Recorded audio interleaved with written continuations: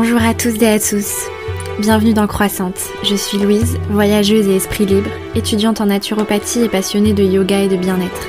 J'ai créé ce podcast pour parler de santé au naturel, de médecine traditionnelle, de spiritualité, d'expériences transformationnelles et de voyage. À travers le partage d'expériences d'éveil spirituel, de chemins de vie, de prise de conscience, de récits de voyage aussi bien lointains qu'à l'intérieur de soi, l'ambition de ce podcast sera de vous inspirer, de vous donner envie de vous reconnecter à vous-même, de vous transformer et d'incarner ce que vous voulez voir dans le monde. Le but est aussi de promouvoir avec mes invités les médecines douces et traditionnelles, l'univers mystique, ainsi que des façons alternatives et durables de voyager qui permettent selon moi de faire tout ce chemin. Alors commence par prendre une grande inspiration, ouvre bien ton esprit et tes oreilles, prépare-toi à recevoir plein d'ondes positives. Je te souhaite de passer un très bon moment avec moi. À tout de suite.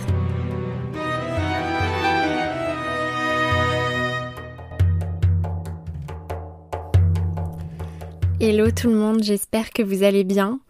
Je suis trop contente et trop excitée de vous retrouver pour le 7e épisode de Croissante. Déjà 7 épisodes et je commence à prendre l'habitude maintenant de régulièrement prendre mon micro pour vous raconter des histoires et vous transmettre mes réflexions. Merci à tous ceux qui continuent de me laisser des messages privés, des avis et des notes sur Apple Podcast parce que ça vaut vraiment de l'or pour moi. Ça me donne envie de passer encore plus de temps à peaufiner les épisodes et les contenus visuels sur les réseaux sociaux à propos du podcast.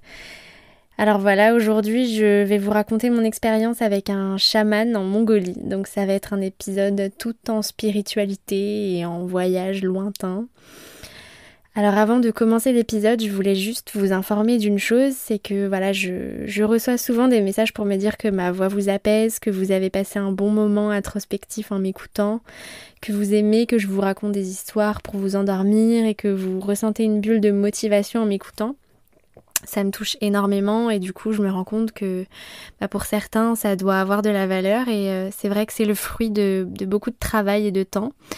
Donc voilà, si vous voulez me soutenir encore plus, j'ai ouvert un profil sur la plateforme Utip qui permet aux créateurs de contenu gratuit d'être tipsés, de recevoir un pourboire en fait de la part de leur communauté.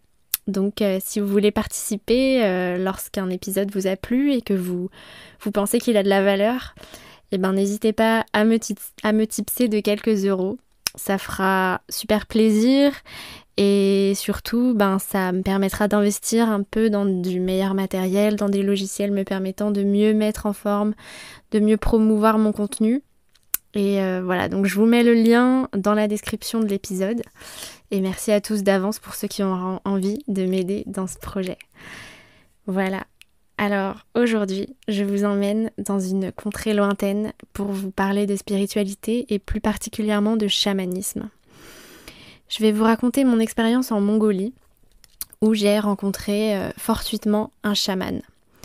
Voilà, j'ai fait, comme je le disais dans l'épisode 1, j'ai fait mon master et mon stage de master 2 d'anthropologie appliquée au tourisme en Mongolie et je faisais mon terrain de recherche et mon stage de fin d'études dans une agence de voyage locale à Ulaanbaatar, la capitale de la Mongolie, qui recevait du coup des touristes français en Mongolie et qui proposait des voyages principalement de séjour chez l'habitant, donc chez des nomades mongols. Alors je suis arrivée en Mongolie en février et repartie en juin. Donc j'y ai passé 4 mois d'hiver. Mon patron Munk avait tout bien organisé pour ma venue et m'avait placée dans un appartement en coloc dans la ville. Et pour me faire découvrir le pays, il m'a proposé de partir avec lui une journée pendant un week-end pour rendre visite à un de ses amis nomades et qui habitait dans une yourte, etc. et qui était chaman. Donc j'étais super contente, je me suis dit que ça allait me changer d'air parce que Ulaanbaatar c'est vraiment pas hyper fun l'hiver, c'est juste en fait carrément l'enfer. Il fait moins 40 degrés mais surtout c'est la deuxième ville la plus polluée du monde l'hiver parce que tous les bidonvilles de yourtes autour de la ville se chauffent au charbon donc toute la fumée stagne en ville et personne ne sort sans masque donc c'était un petit preview du Covid pour moi en fait. Donc voilà, j'étais super contente d'enfin sortir de la ville et commencer à voyager un peu dans la steppe et rencontrer des vrais nomades de la steppe. Donc vous savez que les Mongols ont une culture spirituelle qui mélange bouddhisme et animisme. À la base, les nomades mongols sont plutôt animistes. Le bouddhisme a plutôt été importé, voire imposé par l'Empire chinois. Donc l'animisme, c'est tout simplement la croyance que chaque élément naturel a une âme. Ils croient aux esprits et leurs rituels sont façonnés de manière à échanger avec ces esprits. Et les chamans sont en quelque sorte leurs prêtres. Être chaman, c'est un don qu'on a naturellement ou qu'on se transmet de génération en génération. C'est un savoir et une plus grande perception du monde que le commun des mortels, on va dire, qui peut aussi s'acquérir et se travailler. Si ça vous intéresse, je vous conseille de regarder le film sur Corinne Sombrin qui s'appelle Un monde plus grand, que je vous mettrai en description de l'épisode, qui retrace la vie de Corinne Sombrin et sa découverte en tant que chamane en Mongolie. Alors voilà, concernant le chamanisme, voilà, je suis pas une experte non plus, donc je ne vais pas m'étendre sur ce sujet, mais plutôt simplement vous raconter mon expérience assez incroyable qui m'a beaucoup marquée. Alors, je suis obligée de faire une petite parenthèse personnelle pour que vous compreniez la suite de l'histoire. À ce moment-là de ma vie en 2017, on traversait une période de conflit dans ma famille. Conflit qui concernait principalement une de mes grand-mères et mes frères. Voilà, il y a eu pas mal d'embrouilles, ça a créé des tensions entre tout le monde. Et à ce moment-là aussi, et encore souvent aujourd'hui, je portais autour de mon cou un collier qui appartenait à cette grand-mère et que j'ai enlevé la veille de partir à ce week-end parce qu'il me gênait. Il me brûlait un peu la peau. Je sais, c'est bizarre. Voilà, j'ai des gros soucis, on va dire, psychologiques entre guillemets, de sensibilité au niveau de la gorge et des clavicules, c'est très chelou. J'en reparlerai bientôt ici dans un épisode sur la santé mentale et un autre sur mon expérience avec une médium, où j'ai eu des explications sur ce souci. Bref, rien à voir. J'avais enlevé ce collier, qui je pense a quand même une charge énergétique assez intense parce qu'il a appartenu à plusieurs personnes dans ma famille, il a servi de totem et de gage d'engagement, et en fait c'était le cadeau de fiançailles que mon père a offert à ma mère. Et en plus de ça, le pendentif c'est quand même une croix des Templiers, a priori très ancienne, achetée chez un antiquaire à Malte, donc c'est un objet assez singulier visuellement. Et je l'avais laissé en fait sur le rebord du lavabo de la salle de bain. Donc voilà, ça paraît, vous devez vous dire, mais qu'est-ce qu'elle nous raconte avec son collier ? Retenez bien cet élément en fait qui est important pour comprendre la suite de l'histoire. Donc j'avais laissé mon collier en or de ma grand-mère sur le lavabo de ma coloc, où pouvaient potentiellement passer des gens que je connaissais à peine, et voilà, en fait j'avais conscience que il fallait peut-être mieux que je le range mieux que ça. Donc voilà, retenez juste cet élément qui a un rôle dans l'histoire en fait. Bref, fin de la parenthèse. Donc on part le samedi matin en voiture. On avait un long trajet parce qu'en Mongolie, il y a des routes autour de la ville, mais au bout d'un moment, la route s'arrête et c'est de la piste en pleine steppe, dans la neige et dans la tempête, donc les trajets sont très longs et sinueux. D'ailleurs, les Mongols ont un sens de l'orientation qui est de l'ordre du surnaturel. Pour se débrouiller et trouver directement la yourte paumée au milieu de nulle part, c'est assez fou.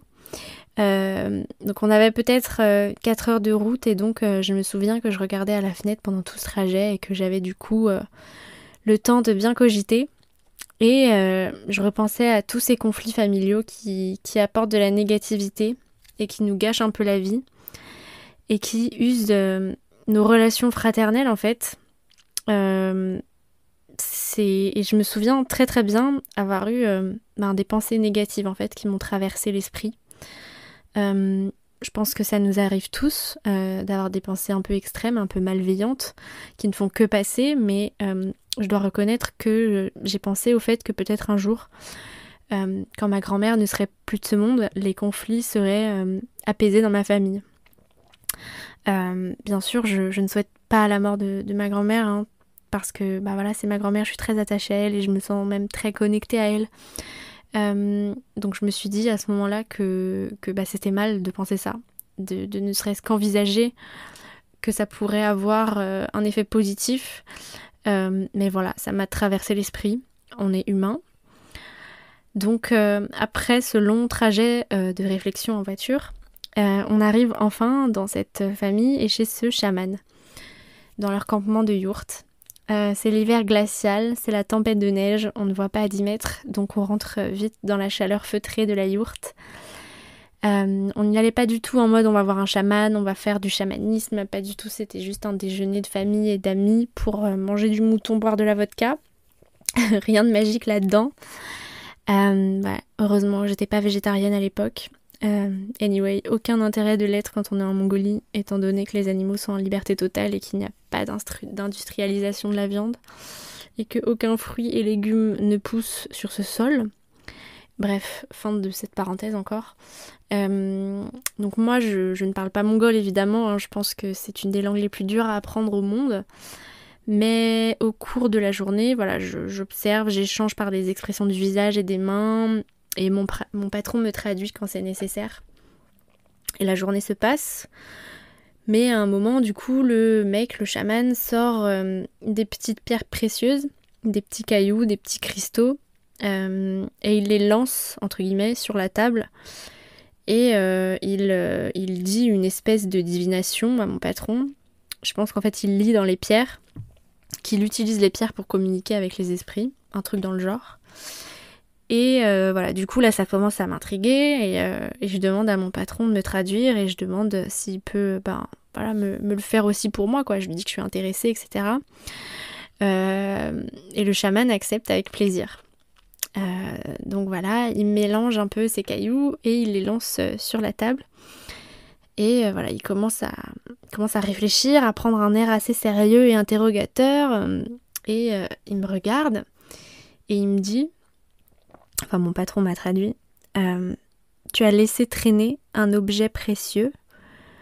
Ça doit être un objet en or qui appartenait à ta famille, à quelqu'un en particulier. C'est une personne avec qui tu as des problèmes et tu as des mauvaises pensées à son égard.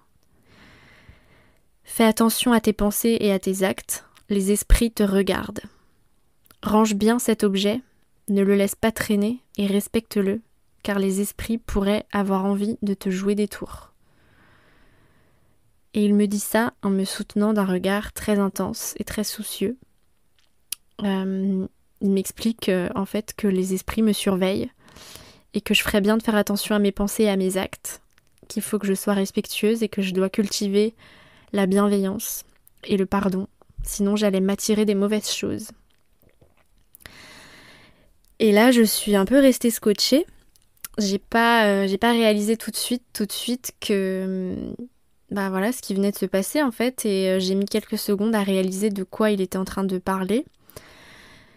Mais quand j'ai compris, je me suis dit oh la vache, oh mon Dieu. J'avais laissé traîner le bijou le plus précieux et le plus lourd symboliquement de ma famille. Et en le laissant traîner, j'avais eu conscience que c'était pas bien de faire ça.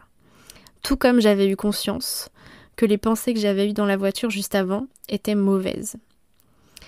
Et bien sûr, je n'avais pas parlé de tout ça à qui que ce soit, personne n'avait connaissance de ce collier, et il a eu une vision tellement précise que c'était vraiment probant et juste, et comme si voilà, c'était quelque chose en fait que mon inconscient essayait déjà de me prévenir, comme si j'étais déjà consciente en fait de tout ça et que c'était une évidence. C'est ce que j'ai ressenti en fait. Mais ce que ce chaman m'a dit, ça a été une révélation, une sorte d'éveil spirituel. J'ai essayé d'intégrer ce qu'il m'a dit, parce que ça me semblait d'une grande justesse et un conseil sage en fait. Et depuis, j'ai essayé d'agir avec plus de compassion, de bienveillance et d'amour inconditionnel envers chaque personne de ma famille. Même pendant les conflits et les incompréhensions, je pense que ça m'a aidé à traverser des situations un peu inextricables. Je me rends compte que j'ai de bien meilleurs rapports avec ma famille depuis cette prise de conscience, en fait, depuis que ce chaman m'a regardée intensément en me prévenant en fait de quelque chose et en me donnant un conseil très très avisé. Et depuis que j'ai réfléchi un peu plus comme ça, Et j'espère que ceux qui m'écoutent et qui ont beaucoup de problèmes familiaux, de quiproquos, d'incompréhension, ça vous inspirera à prendre du recul et à cultiver la paix en vous. Mais voilà, depuis ce moment, j'ai plus de compassion, plus de recul en fait, et plus d'amour inconditionnel. J'essaye de voir derrière les conflits, derrière les mots qui partent dans tous les sens, derrière les jugements, que les personnes en fait au fond d'elles, elles ne sont pas méchantes. Il n'y a pas de gens méchants, il n'y a que des gens qui souffrent. Voilà. Cette expérience avec ce chaman, ça m'a clairement aussi ouvert les yeux sur l'existence d'un monde invisible.